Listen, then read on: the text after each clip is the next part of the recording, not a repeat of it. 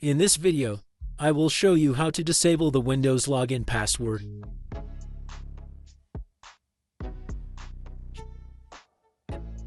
Go to the settings.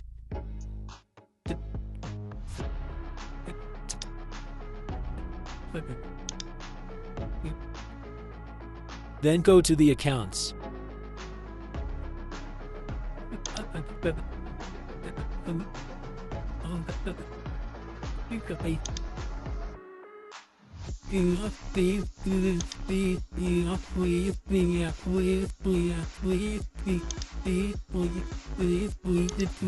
Now type your current password.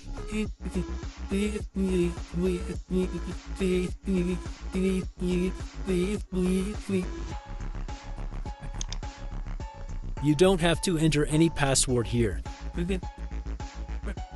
No need to type anything here.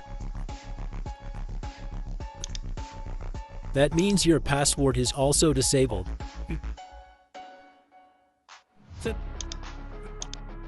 Now I restart my computer.